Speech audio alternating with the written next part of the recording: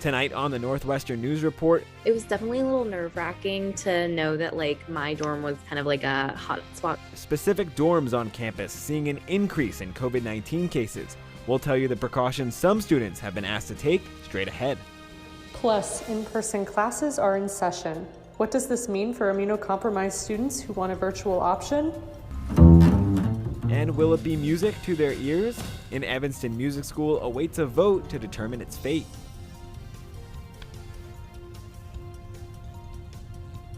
Those stories and more tonight on the Northwestern News Report. It's your news right now.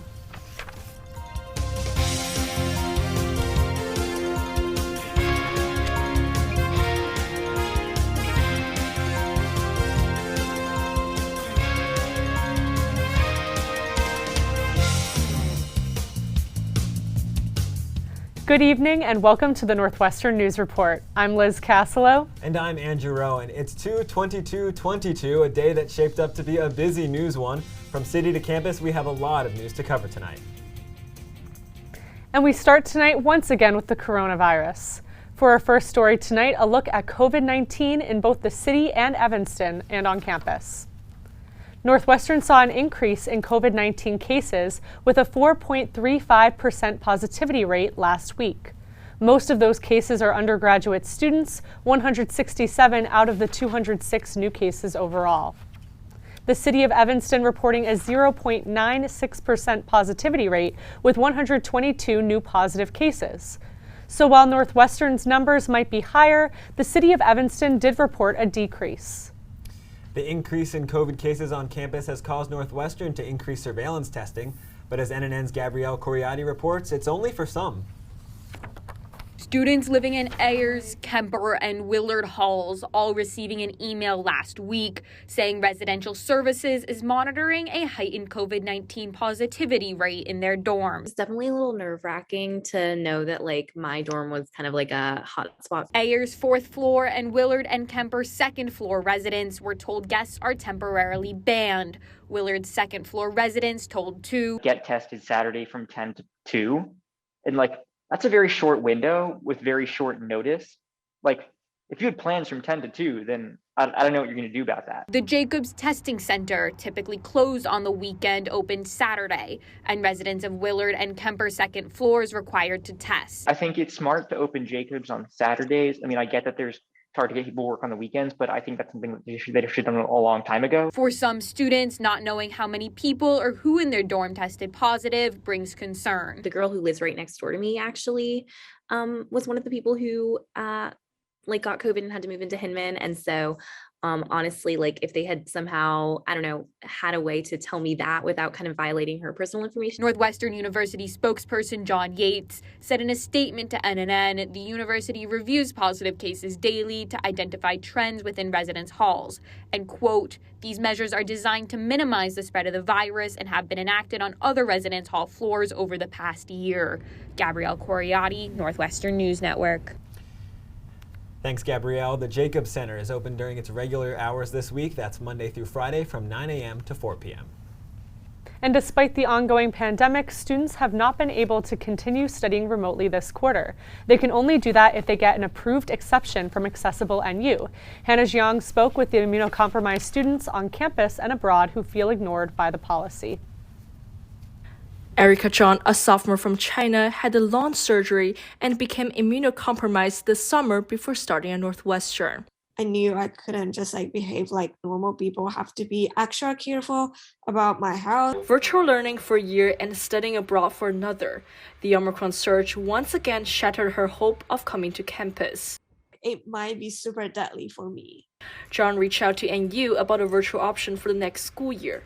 Their response? Transfer to the School of Professional Studies or to a university in Hong Kong, where she's studying abroad right now. And I have to do a lot more other communications with the school I'm applying to. So it's a whole lots of communications I have to go through. In a statement to NNN, NU Director of Media Relations Hilary Hurt and Yasso said, quote, Northwestern does not offer hybrid or virtual options for classes with an in-person modality, without responding to a separate question about why this is the case. I was going through a mental breakdown.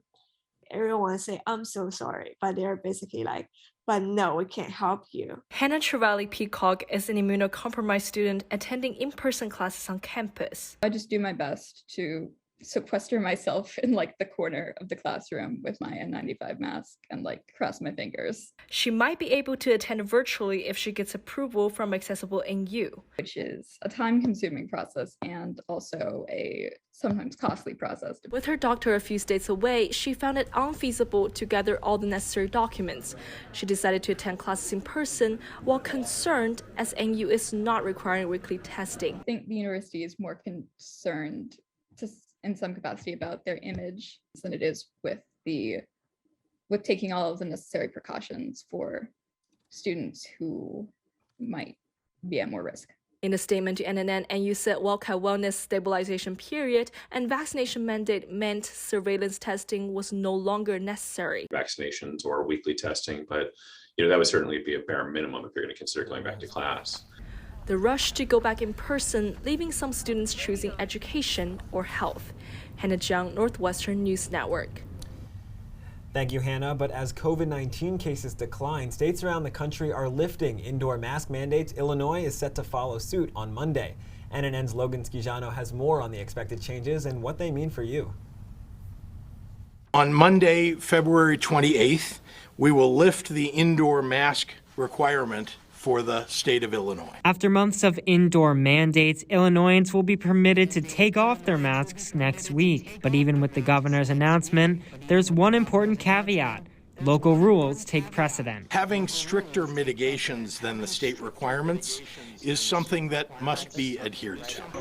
The plan to lift the mandate applies to most public spaces, but not K-12 schools. At Northwestern, indoor masking has been required all year. Some students want to see it go. If you look at the social habits of the majority of Northwestern students, it's clear that outside of campus, many people aren't wearing masks. Many people are completely comfortable being in very crowded spaces. And I think we should start to allow that on campus. Others express concern. I think it's a little too early to get rid of masks. Northwestern Vice President of Operations Lou Figueroa told NNN in a statement the university is actively discussing mask mandate changes.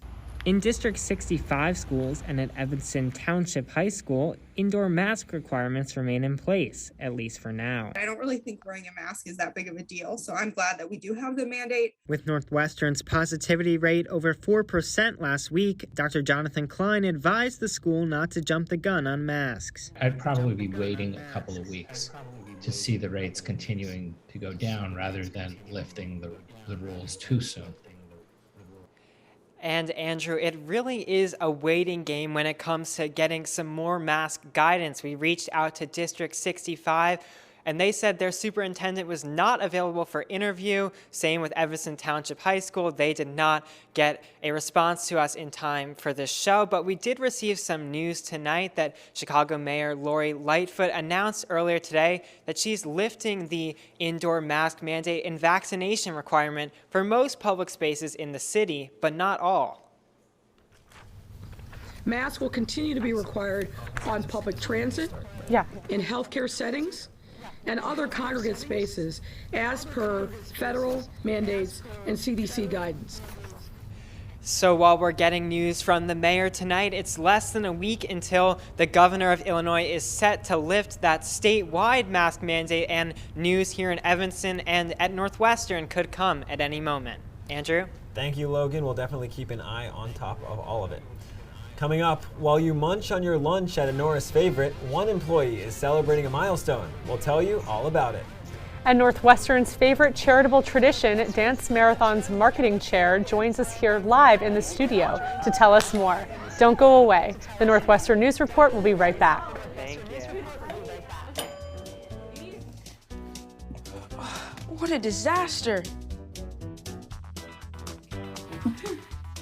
You're a disaster.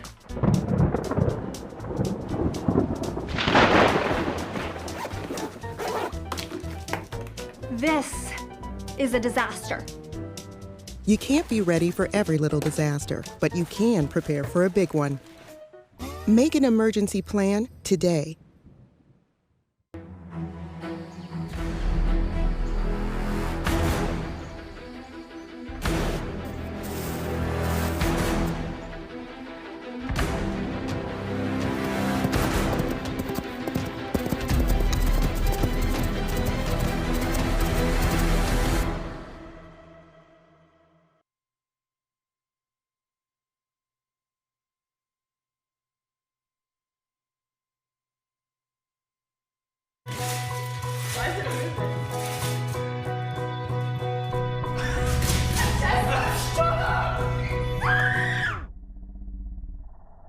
Resuming moments like these starts with protecting our kids against COVID-19 and dangerous new variants.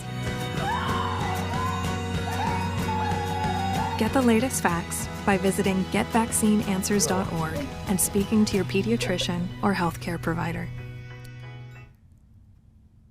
Welcome back. One of the most popular spots in Norris is celebrating one of their own this month. Journey it's been a lot. Vietnam Nam crew member Marcus Parker is celebrating 1 year with the company. Just got right into it. Before joining the Norris team, Parker received culinary training from a Safe Haven Foundation, a nonprofit that helps individuals transition from homelessness to self-sufficiency. For Parker, going from the training kitchen to the Norris Rush, it was very like boot campish. You gotta be ready and have everything in place. The restaurant's partnership with Evanston's Youth Job Center landed him an internship. 6 months later, it became a full-time role. Marcus is a great example of someone who is so uber talented and just has so much potential. For owner Alan Moy, Parker shows the value of a local business's community partnerships. And I don't always think that partnership means that you are looking for ways that you can leverage others. It's also about what you can do to leverage yourself to support your community. The restaurant's Norris location opened as students returned to campus last year. It's just been very, very humbling, to say the least. And while the downtown location is still missing some of its regulars, in Norris, this is an extension of that same sort of experience we've always had, having amazing customers, not just loyal customers, but friendly customers. But students can also support the team behind the counter. Don't go too far away, you know, if you want your food to be hot. It only takes about 2 minutes for the famous orange chicken bowl to be made fresh, all thanks to the team's communication. If you do not communicate, you're gonna be a little lost. But getting through the lunchtime rush doesn't mean there isn't fun. We're goofy. We're goofy, but we get the job done. Vietnam Nam is hiring, and they're offering a $100 signing bonus. Visit their website for more. A local music producer has been working with students for years in his studio, but now his nonprofit music school is at risk of closing. NNN's Lily Wolfson has the details. This studio, called Butcher Boy, has been Jim Tullio's livelihood and home for 2 years. In it, he offers free lessons to any student hoping to learn about the music business. There's not a program like this anywhere in the country but here, at a high school level. He's got more space than he's using and can afford. I love the studio and I want to keep it. But his business is at risk. City officials in Evanston are considering his application for a variance permit. Without it, his business will have to close. I think it's a community service.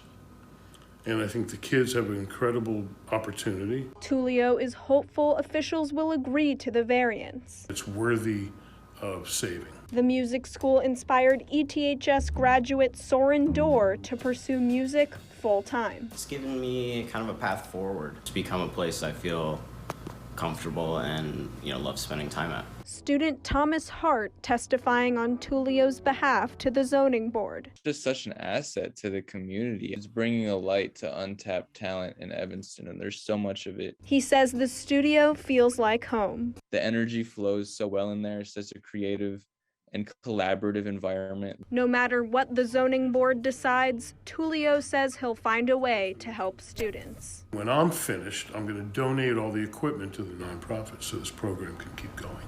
Tullio hopes he won't have to hit pause on his music school. In Evanston, Lily Wolfson, Northwestern News Network. The zoning committee will meet tomorrow to make a determination on the variance for the music school. In just 10 days, Northwestern Dance Marathon dancers will enter a tent on Norris's East Lawn and dance for 30 consecutive hours, and it's all for a good cause. Joining us live tonight here in studio is Samara Littman. She's a marketing and media co-chair for Dance Marathon. Samara, thanks so much for joining us. Now, happy to be here. I know last year you raised $675,000 or over that. Where is the money going to this year, and why did you choose that? Yeah, awesome. So last year we had a completely virtual event, and we did an amazing job in the middle of a pandemic, raising close to $700,000, as you said, which was great and totally exceeded our expectations. This year we're raising money for Chicago Youth Programs, which is a nonprofit organization based in Chicago, serving kids on the west and south sides of Chicago. through long-term academic, mental, and emotional support. And we chose this beneficiary in the spring. They go through a pretty extensive process. And I think the reason that we chose it this year is because this is a big transition year for NUDM. It's the first time that we're going to be back in the tent since 2019. And we really wanted to pick an organization that everybody felt like they could have a connection to. And CYP, Chicago Youth Programs, provide so many different types of services to their children and to their participants over such a long period of time, from ages 3 all the way through college, through 22 years old, that we really felt like every dancer, every committee member could find some sort of connection to the work that they're doing. Yeah, you mentioned the transition year. I guess seniors are the only people who have gotten a chance to dance in the tent. Right. Obviously, COVID-19 is still a factor on our campus. What sort of mitigation efforts are going in this year? Yeah, so it was really important for us this year to have a tent because of that fact, because only the seniors have been in the tent, and you know, the question is, how do you put on an event that you've never planned, that you've never been to before? So it was really important for us seniors to get that tent up and get that approval by the university, which we were able to do. The tent will be happening. It is in person. We are having the full 30 hours. There are risk plans in place, similar to the guidelines we have on campus right now, really. Everyone must be vaccinated unless you have an exemption. You have to show your green symptom badge when you're coming into the tent. Everybody needs to be tested 24 hours in advance and show that to get into the tent. So we have all of those precautions in place beforehand, and then in the tent, as I said, everyone's gonna have to be wearing a mask the entire time. Dancers are gonna be provided minimum 3 masks at check-in. There's gonna be ample PPE, wipes, sanitizing stations, basically anything you could think of. There's gonna be an area for people to eat, sort of separated from everybody else in the tent if they don't feel comfortable taking their mask down in front of that many people. So we're really trying to work inside those guidelines and plan as normal of an event that we can have. And I have never been in the tent. I'm a junior, so I haven't gotten to see the event up close. What should dancers expect? I know there are themed blocks, and more broadly, what keeps you motivated over that 30 hours and involved over the whole year? Yeah, so yeah, DM is split up into 10 blocks, as you were saying. Each one has a theme, and each one is about 3 hours, so you can sort of like count down and know where you're at in the 30 hours. Obviously, it is really long. One of the changes that we made this year, and something that dancers can take advantage of, is an accommodation form. It's on our website. It's been emailed out multiple times. That way, dancers, if you're on Northwestern's campus, you know that this is a pretty intense time in the academic schedule. So not only are there COVID concerns, there are academic concerns. So with that accommodations form, we're letting dancers sort of choose when they want to be in the tent. You can leave and come back if you are a registered dancer and have all of those, have all of those things that we mentioned before. In terms of what keeps you motivated in the tent, I would just say the energy in the tent is absolutely amazing. Of course, when you're up at Saturday at 2 a.m., it does get a little bit slower, but knowing that energy is always going to come back, and knowing that you're serving the most amazing cause, and certainly this year that we're bringing back something that is so important to Northwestern's campus and has been for so long, I think that that's what keeps me motivated. And me personally, as a senior, I'm motivated for the exact reason that you just mentioned, the fact that you haven't been in the tent and so many people haven't been in the tent, and the reason that I've been able to stay connected to DM throughout my time at Northwestern is because I had that experience freshman year. And I really think that that is key to the organization being a vibrant community on campus and key to its continuation. Lastly, we only have a few seconds. How can people donate if they want to help? NUDM.org. There you go. We've also put that as a QR code that'll take you right to the donation page on the bottom of the screen. Samara from Northwestern Dance Marathon, thank you so much. Good luck this weekend. Thank you. Thank you. Thanks. Warm, not for long. The temperature drops back below freezing as we enter this weekend. What kind of weather will you need to prepare for? Olatunji Osho-Williams has your 7-day forecast after the break. Worried about your friend, but don't know how to reach out? You could say, how are you, or get a fake tattoo. You could ask with an app if it works for you. You could chat with them in VR, it's so good. If you think you should check in, yeah, you should. Whatever gets you talking. Reach out to a friend about their mental health. Whatever gets you talking. Learn how you can help at seizetheawkward.org.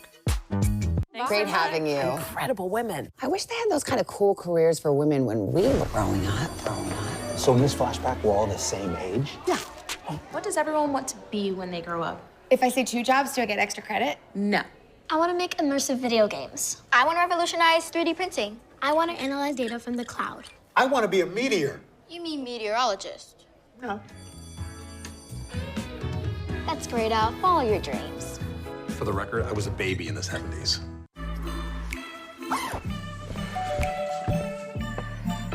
Yo, camping buddy. Okay, you guys ready? Dude, I thought you were driving. I thought you were driving. Oh, I never said I was driving. I definitely can't drive. Okay. If you're high, just don't drive. It's illegal everywhere. If you feel different, you drive different. Last week, Brandon met a girl on a dating app. One day after work, he finally found the courage to ask her out. No answer. He started to panic. Was he being too pushy? Maybe it was too... Hey, sorry I didn't respond. I was driving. I would love to go on a date. How does tonight sound? Brandon tried to play it cool, but inside he knew. A girl so smart, so responsible. She must be a keeper. Winter's Omicron surge and a current increase of COVID cases this week has Northwestern club sports continuing pandemic protocols. NNN's Michaela Denault masks up to show us how track club is staying safe while indoors. When runners on the track club loop inside Ryan Fieldhouse for practice, they mask up. When they travel to meets, We have to wear masks inside the vans, and then at the facility, we're wearing masks unless we are actively racing. track club member Michael Leuven says no runner has been exposed in practice or at meets this quarter. Despite the weather, outdoor practices and masking indoors is key for the group. While we're in here, you need to have them on. But in January, the team was written up for wearing masks below the nose and mouth. In the email to NU Track Club, Interim Director of Club Sports, Ben Wagner, said he would suspend practices for the club if he receives another report. However, president of the club, Lucas Wolf, says runners have overall been doing a good job following COVID regulations. It's just kind of quick reminders, especially in here. Track Club has also faced a meet cancellation. UChicago's Margaret Bradley Invitational that happened this past weekend disinvited Northwestern and other club teams to reduce participant numbers. We're only able to do 3 meets instead of 4 for this quarter because we had planned to go to that one and we only had about a month of notice. Despite these changes, Track Club is looking forward to warmer weather and more meets, sprinting toward COVID safety during the winter sports season. Michaela Denault, Northwestern News Network. Northwestern Track Club's next meet is at UIUC next Saturday, and they say they will continue to group together during meets and mask up to stay safe. A wet and rainy day today. It was just nasty outside, but are better days ahead? Olatunji Osha-Williams brings us this week's forecast. Thank you, Andrew. Rain shifts to snow as we move into the middle of the week. Though we started off with some rain and we dropped from our weekly high of 41 this Monday to 39 degrees today, the temperature will continue to drop. Tomorrow is going to be cloudy with a high of 24 that makes for our coldest day this week. And those clouds will turn to snow as we prepare for the weekend. This Thursday, we're getting a high of 28 with snow showers that will pick up during the night. And those showers will continue into Friday with a high of 25. But the snow stops on Saturday, which will be sunny with clear skies and a high of 28. The week ends with a cloudy Sunday and a high of 30. Rain, sun, and snow. The skies in Evanston are back to their usual antics. I'm Olatunji Osha-Williams, and this was your weather for the week. Thanks, Olatunji. Well, for some, it's a graduation requirement, but for others, it's just for fun. NNN's Lily Wolfson spoke to students about their decision to take certain foreign languages at NU. Weinberg freshman Ayana Davies spent 4 years learning Spanish in high school, but now she's in her second quarter of Swahili. Really just kind of wanted to diversify and try something new. From weekly language tables to writing, Davies is always engaged in the course. and she says it's thanks to her professor. He loves making sure everyone's talking, being involved, and he's just really passionate about it. So it also just makes it a whole lot easier to be passionate about the class. Weinberg freshman Neha Gupta thought she was just fulfilling a requirement by taking Chinese. Now, I'm considering pursuing a minor in it. Weinberg offers 19 foreign languages, and while 14 have a variety of abroad opportunities, students taking less popular languages at NU feel there aren't enough abroad programs for them. I haven't seen a lot of school-sponsored study abroad programs too, like Kenya, Tanzania, or other East African countries. In an email to NNN, the Global Learning Office said 3 main factors determine which languages have study abroad programs: student demand, faculty interest, and program availability. Languages a gateway for NU students to the world, but some stuck in Evanston. Lily Wolfson, Northwestern News Network. Thank you, Lily. Residential Services is looking for the next generation of leaders. They're encouraging students to run for area council. Area councils work with residential services staff to provide social and recreational programming for residents. Any students living on campus are eligible to declare their candidacy until March 14th. Candidate statements will be posted on the area's website and Instagram. The 4 elected members will receive priority housing selection in the area that they represent. Our way of bringing in that student voice and allowing students to have kind of a role in planning those events and also determining what are the traditions that each area might have in the future. For more information on area councils or how to apply, students can visit the Residential Services site, attend an information session, or visit any of the area Instagram accounts. And coming up, we'll head to the Diamond to check out how Northwestern softball fared in a slate of games this past weekend. At Northwestern, we're Wildcats in every way.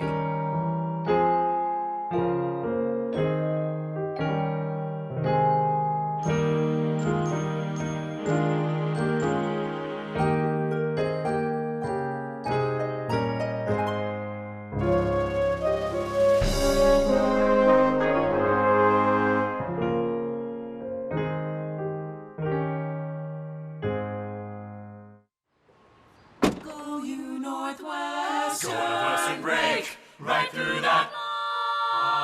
With our colors flying, we will cheer you all to go. Go you Northwestern, fight for victory, sweet victory, for the fame of our fans. This is gonna be so bad. Go Northwestern, win that game.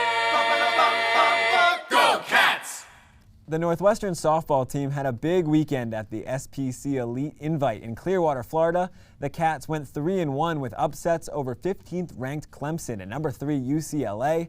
The battle with the Bruins went into extra innings. In the top half of the 8th, UCLA put 2 runs on the board. The Cats trailed 4-2 in the bottom of the frame when Jordan Rudd singled up to the middle to pull Northwestern within 1. But things still looked bleak with 2 outs and Maeve Nelson down to her final strike. And then this happened. Home run, the 1-2 from Ferramo, and Maeve Nelson says, "I'll worry about nothing." A home run to win the game. What a win for the Cats. The softball team will travel to Palm Desert, California this weekend, where they'll play 5 games in the Mary Nutter Classic. Congrats to the whole team there. Great job. Absolutely. Yeah, well, that's all the time we have for tonight. I'm Andrew Rowan. And I'm Liz Cassillo. Thanks for watching and good night.